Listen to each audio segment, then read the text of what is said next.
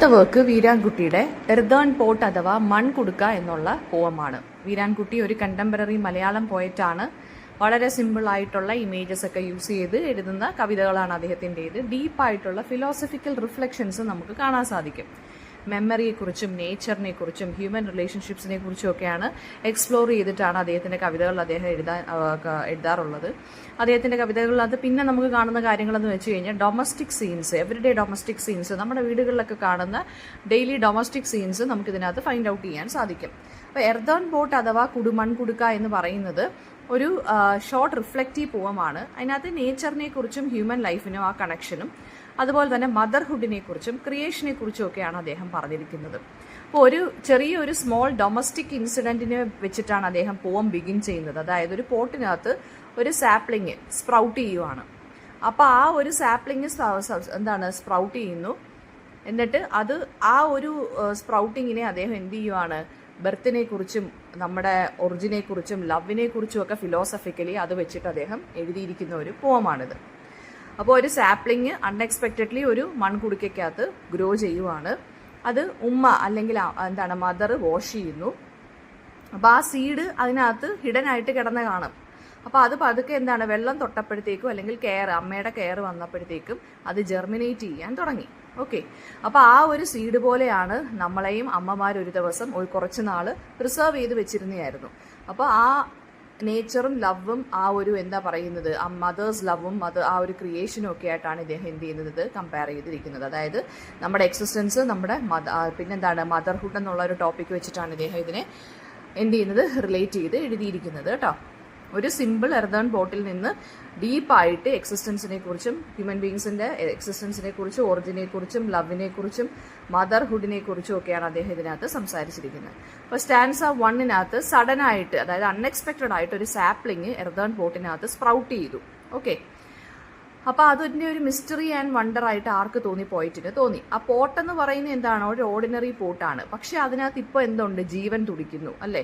ഒരു ചെറിയൊരു സീഡ് പൊട്ടിക്കിളിച്ചിരിക്കുകയാണ് അതിനകത്ത്. അതായത് ലൈഫ് എന്ന് പറയുന്നത് അൺഎക്സ്പെക്റ്റഡ് ആയിട്ട് എവിടെ നിന്ന് വേണമെന്നുണ്ടെങ്കിലും എന്ത് ചെയ്യാം, എമർജ് ചെയ്യാം എന്നുള്ളതാണ് ഇവിടെ പറയുന്നത് സ്റ്റാൻസ 1-നകത്ത്. സ്റ്റാൻസ 2-നകത്ത് സീഡിനെ പ്രിസർവ് ചെയ്ത് വെച്ചിരുന്നതായിരിക്കാം ആ ഒരു ക്ലേ. മൺകുടിക്കകത്തായാണ് അല്ലെങ്കിൽ മൺകലത്തിനകത്തായതുകൊണ്ട് ആ ക്ലേയുടെ തണുപ്പും അല്ലെങ്കിൽ ഉമ്മ അത് കഴുകാനെടുത്തപ്പോൾ ഉള്ള ആ ഒരു കെയറും ഒക്കെ കിട്ടി. അത് ചിലപ്പോൾ അവിടെ നിന്ന് തന്നെ സൈലന്റ് ആയിട്ട് ആ സീഡ് അവിടെ എക്സിസ്റ്റ് ചെയ്ത് കിടന്നതായിരിക്കാം. പക്ഷേ അതെന്ത് ചെയ്തു, ഇപ്പോൾ പൊട്ടിക്കിളിച്ചു അല്ലേ. അപ്പോൾ ആ ഒരു ഹിഡൻ ലൈഫിനെ കുറിച്ചും അതിൻ്റെ കണ്ടിന്യൂറ്റിയെ കുറിച്ചുമാണ് അതിനകത്ത് സംസാരിക്കുന്നത്. അപ്പോൾ ക്ലേ എന്ന് വെച്ചാൽ ഇവിടെ ഉദ്ദേശിക്കുന്ന മൺകലത്തിനെ ഉദ്ദേശിക്കാം, എർത്തിനെ ഉദ്ദേശിക്കാം, ഒറിജിനെ ഉദ്ദേശിക്കാം, അല്ലെങ്കിൽ സൈക്കിൾ ഓഫ് ലൈഫിനെ ഉദ്ദേശിക്കാം. ഓക്കെ, ഇനി സ്റ്റാൻസ 3-കകത്ത് അപ്പോൾ അതിന് ഉമ്മയുടെ ടച്ച് കിട്ടിയപ്പോൾ അതിനൊരു ആഗ്രഹം തോന്നിക്കാണും വളരാൻ വേണ്ടി അല്ലേ. വാട്ടറും ടച്ചും ഗ്രോത്തിനെ ട്രിഗർ ചെയ്യുന്ന കാര്യങ്ങളാണ്. അപ്പോൾ ഉമ്മയുടെ ടച്ച് എന്ന് വെച്ചാൽ സിംബലൈസ് ചെയ്യുന്ന മദർഹുഡ് അല്ലെങ്കിൽ മെറ്റേണൽ ലവിനെ, ഒരു കെയർ അല്ലെങ്കിൽ നെർച്ചറിനെ, അതായത് നേച്ചറും മദർഹുഡും ക്ലോസ്ലി ലിങ്ക്ഡ് ആണ്. സ്റ്റാൻസ 4-നകത്ത് പിന്നീട് അദ്ദേഹം സംസാരിക്കുന്നതെന്ന് വെച്ചാൽ ഹ്യൂമൻ എക്സിസ്റ്റൻസിനെ കുറിച്ചാണ്. എന്നെയും അമ്മ അല്ലെങ്കിൽ ഉമ്മ അതായത് കുറച്ച് നാൾ പ്രിസർവ് ചെയ്ത് വെച്ചിരുന്നതാണല്ലോ. അപ്പോൾ പ്ലാന്റ് ലൈഫിൽ നിന്ന് ഹ്യൂമൻ ലൈഫിലോട്ട് പിന്നീട് അദ്ദേഹം സംസാരിക്കുവാണ്. അദ്ദേഹത്തിനെ കമ്പയർ ചെയ്യുന്ന എന്തുമായിട്ട്, സീഡുമായിട്ട് അദ്ദേഹം തന്നെ കമ്പയർ ചെയ്യുവാണ്. അതായത് seed in the clay pot എന്ന് പറയുന്നത് equals child in mother's womb. Okay, കുറച്ച് നാൾ എന്നെയും ഈ ക്ലേ പോട്ടിനകത്ത് ഞാനും, അതായത് ഈ സീഡ് പൊട്ടിക്കിളിച്ച് എങ്ങനെയാണോ ഉമ്മയുടെ ടച്ച് കൊണ്ട്, അതുപോലെ തന്നെയാണ് ഞാനും എന്നെയും ഉമ്മ പ്രിസർവ് ചെയ്ത് വെച്ചിരുന്നതാണ് എന്ന് പറയുന്നു. സ്റ്റാൻസ 5 ലാസ്റ്റ് സ്റ്റാൻസയ്ക്കകത്ത് ഒരു ഫിലോസഫിക്കൽ ക്വസ്റ്റ്യനോട് കൂടിയാണ് ഇത് എൻഡ് ചെയ്യുന്നത്. അതായത് ഒരു ഫിലോസഫിക്കൽ ക്വസ്റ്റ്യൻ എന്താ പറഞ്ഞേക്കുന്നത്, അതായത് ഒരു ഹ്യൂമൻ ബർത്ത് എന്ന് പറയുന്ന നാച്ചുറൽ പ്രോസസ്സിന് പാർട്ടാണ്.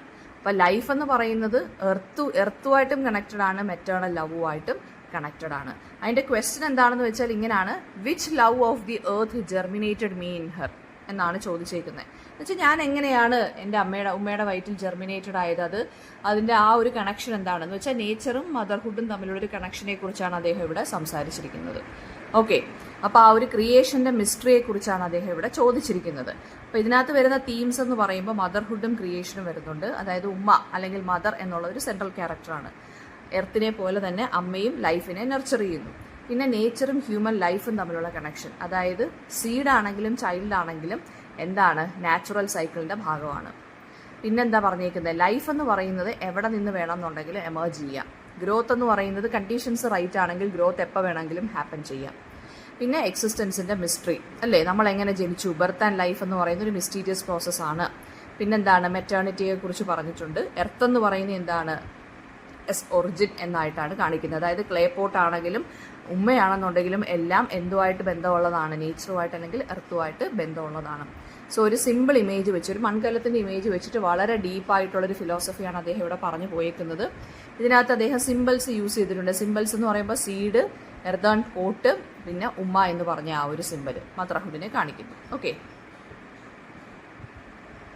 സോ വീരാൻകുട്ടി എന്തിനെക്കുറിച്ചാണ്, ഒരു സ്മോൾ ഡൊമസ്റ്റിക് ആയിട്ടുള്ള ഒരു എർത്തേൺ പോട്ടിനെ വെച്ചിട്ട് ഫിലോസഫിക്കലായിട്ട് ലൈഫിനെ കുറിച്ചും മദർഹുഡിനെ കുറിച്ചും എക്സിസ്റ്റൻസിനെ കുറിച്ചുമാണ് ഇതിനകത്ത് പറഞ്ഞിരിക്കുന്നത്.